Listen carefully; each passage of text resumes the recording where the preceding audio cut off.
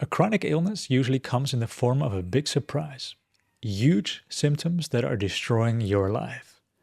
But what nobody is telling you is that these symptoms aren't really physical. And I know that you feel them physically, but they are actually created inside of your brain as a protection mechanism. And I can prove that because over the course of the last 5 or 6 years, I've managed to switch these symptoms on for hundreds or maybe thousands of people, and also to switch them off again, on and off, in a way that it becomes a little bit funny. There are 2 patterns that I've noticed that led to people having chronic fatigue syndrome. The first pattern is that people are extremely stressed and their stress bucket is just completely full. They can't take it anymore. And then after a while, the body just collapses and the stress comes to the surface. And then the limbic system of the brain creates the symptoms. The second pattern is that people had very stressful lives and then a good phase happened. So maybe they went on a holiday or they ended a very stressful thing like a stressful job or a relationship. They took some time to breathe, and then eventually they developed a viral infection. And after the viral infection, it always felt like the virus never really left them. A viral infection in and of itself is also a big cleanse. So your body develops a fever, you get sick, your immune system starts, and it's a sort of a cellular cleanse. But in those cells, in the fascia, in the muscles, you have stored a lot of stress. And right now, that stress is coming to the surface. It's coming to the conscious mind because the body, when you suppress it, becomes the unconscious mind. And at that moment, right before you can actually feel and process these emotions, these old stuck trauma in your body, the limbic system of the brain steps in, saves the day, and creates out of the freeze response a symptom to protect you that makes you go to bed. Because all of these symptoms from chronic fatigue syndrome, whether they are flu-like symptoms, fatigue, depression, vertigo, it all made you stop. And the only place where you could go is your bed. And the limbic system of the brain thinks that you're safe in bed because there is an overwhelming amount of stress. Unfortunately, however, the stress is coming from within. So I can actually say this because with everyone that I've worked, and this is well over 1,000 people in person, I managed to switch their symptoms on by letting them focus on an unresolved emotional state inside of them. And it's very easy to find these unresolved stressors because usually they are already there. They're determining your thoughts, they're determining your dreams, your beliefs, etc. And by focusing on it, by pointing it out, when it becomes almost inevitable to avoid these underlying emotions, that's when the limbic system of the brain protects you and creates symptoms. And this doesn't only work for sick people or people with a chronic illness, depends on how you frame that.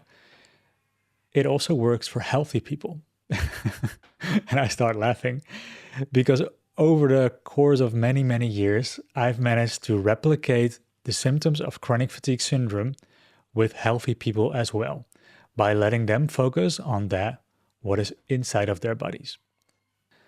And then by letting them process these stressors, which are emotional, which means that you need to actually connect with the emotion and feel it through, and then you start crying, we can switch the symptoms off again. Now, I know that for many people this is controversial because they believe that there is something very, very wrong with their bodies. But I'm actually here spreading a very good message that this is not really the case. There's actually something going very right with you. Because after years of survival stress, you are now ready to let go of a lot of stress. And this is, for example, childhood trauma, but also new stress. Think about the stress that you have of dealing with a chronic illness, or the fear of not being able to continue your life. It's all stress, and we need to release it all one by one. So sometimes the stressors that we're dealing with are secondary, and they're not the cause of the symptoms. But it still means that it's good to release that stress. And when we really found the root cause of your symptoms will amplify just by letting you focus on something. And the reason why a lot of people are stuck with these symptoms, when these symptoms become chronic, is that they're focusing on protocols.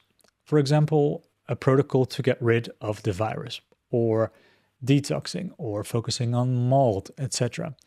And what that does is that it might give you temporarily a feeling of safety, which can sort of reduce the old fear in your body.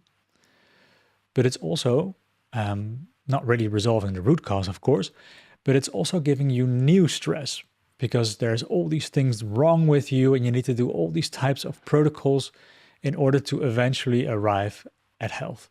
And that's stressful in itself. So by involving yourself in these protocols, you're actually sending more danger to the limbic system because there is more fear. And more fear means more symptoms. And the solution is not to react against it, to find some safety by doing a protocol or wishful thinking.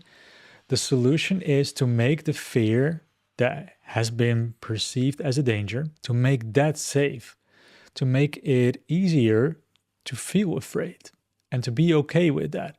And all the feelings that you have stored maybe for decades inside of your body, to connect with that. So therefore you need to connect with your body. You need to make emotions safe. You need to slowly expand your comfort zone, because every time when you expand your comfort zone, you might become afraid, for example. Then you go within and you release the fear, and hopefully you release the symptoms again. And then you can slowly expand your comfort zone and your life.